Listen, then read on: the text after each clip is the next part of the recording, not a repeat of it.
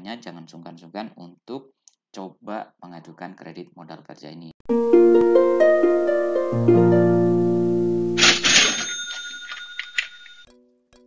Hai, apa kabarnya Bro NC sekalian? Semoga tetap sehat semua ya. Berjumpa lagi dengan saya. Pada kesempatan kali ini ingin berbagi kembali seputar dunia perkreditan. Kalau teman-teman sudah lihat video sebelumnya, itu kita sudah bahas tentang definisi kredit.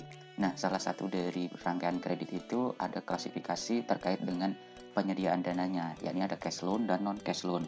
Pada kesempatan ini kita akan bahas terkait dengan kredit cash loan. Yang belum nonton video sebelumnya, coba flashback dulu, cari video tentang definisi kredit atau bisa dicek dalam playlist di channel ini. Nah, produk kredit cash loan itu apa gitu ya?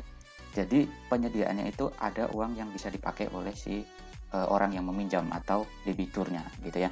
Nah, coba kita run through cash loan itu seperti apa ya. Nah, di bank sendiri menyediakan jenis-jenis kredit cash loan itu kurang lebih ada 6 gitu ya. Jadi yang pertama itu kredit cash loan yang jenisnya modal kerja.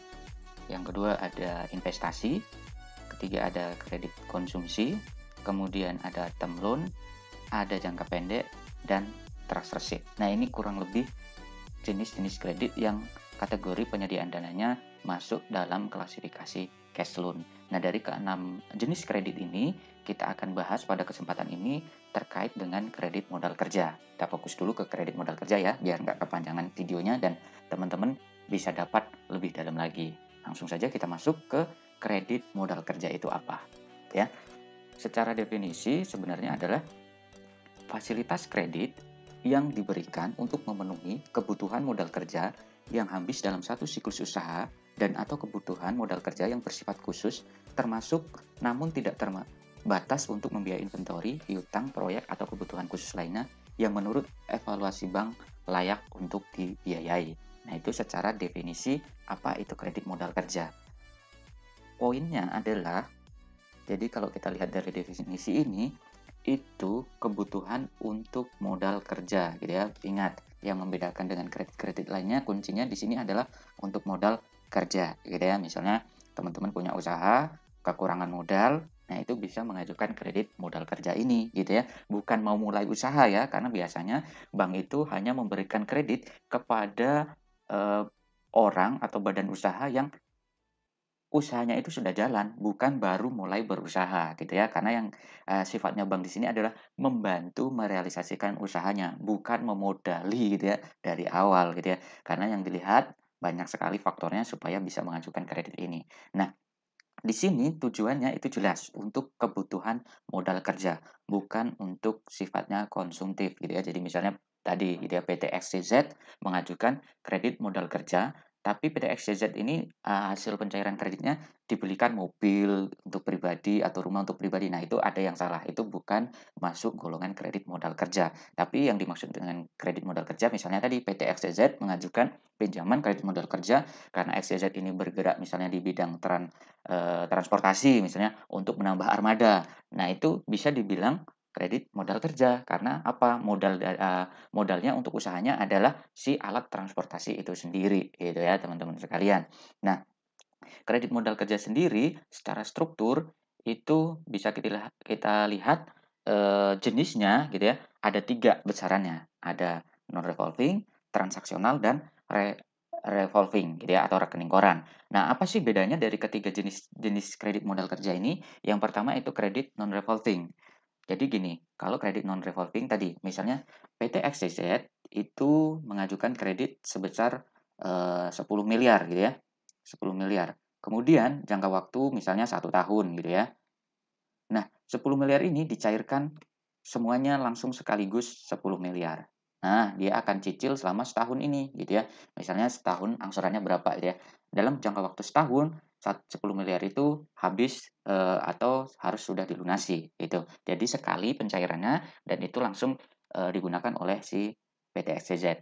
Nah, bedanya apa dengan KMK transaksional gitu ya. Kalau KMK transaksional itu penarikannya harus ada underlying gitu ya, bisa sekaligus atau bisa bertahap sesuai dengan transaksi yang akan dilakukan oleh si peminjam atau debiturnya gitu ya. Contohnya gini, contohnya masih PT XYZ tadi pinjam 10 miliar di awal gitu ya, tapi tujuannya adalah untuk modal kerja secara transaksional. Nah, ketika akan melakukan penarikan kredit, si PT XYZ harus menyerahkan underlying penarikan dulu. Misalnya karena PT XYZ ini bergerak di bidang kontraktor misalnya ya, dia untuk membiayai kontraktor yang sedang dia kerjakan gitu ya. Nah, nilai proyeknya dari kontraktor tersebut misalnya cuman 2 miliar gitu ya. Nah, maka si PT XYZ itu akan menyerahkan underlying berupa kontrak kerjanya itu yang nilainya 2 miliar ke bank, gitu ya. Bank melakukan analisa, oh cocok, valid gitu ya, kontrak kerjanya gitu ya.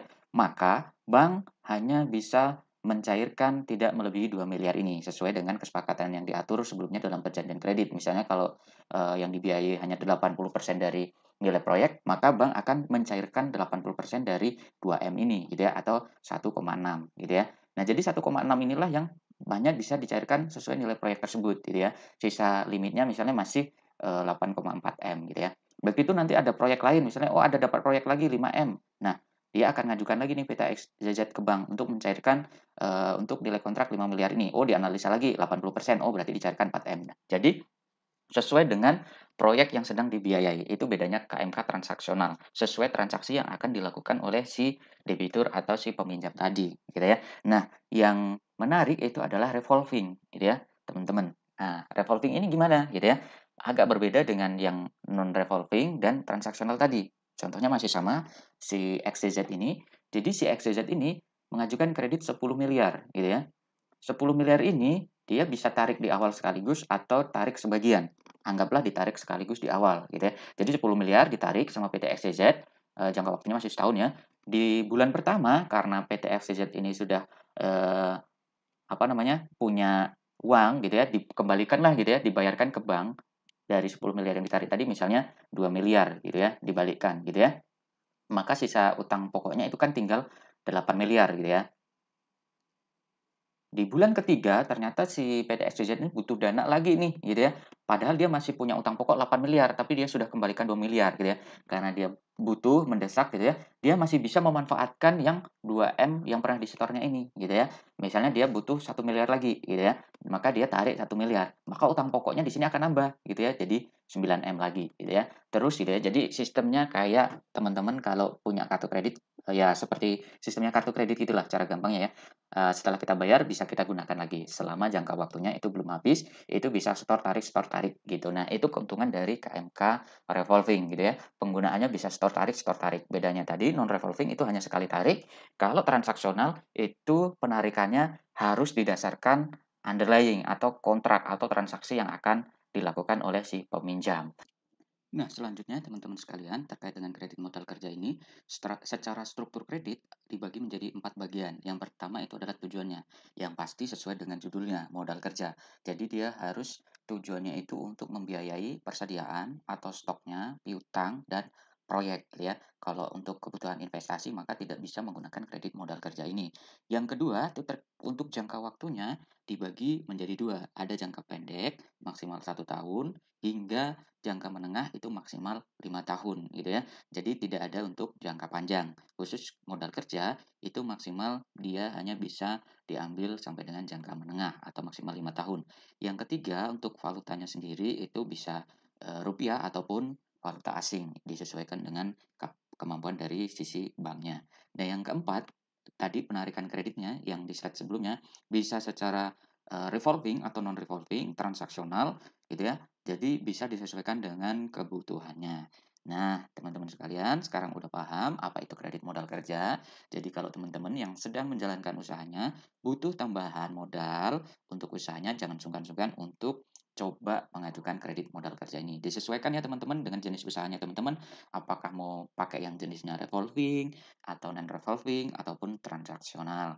Oke, demikian sharing dari saya. Jika masih ada pertanyaan yang masih perlu penjelasan lebih lanjut, jangan sungkan-sungkan untuk tinggalkan komen di bawah. Sampai ketemu lagi di next video pembahasan kredit yang lainnya. Kita masih ada banyak, ada investasi, misalnya konsumsi, trustship, dan lain sebagainya. Demikian dari saya. Sampai jumpa kembali. Bye-bye. Thank you.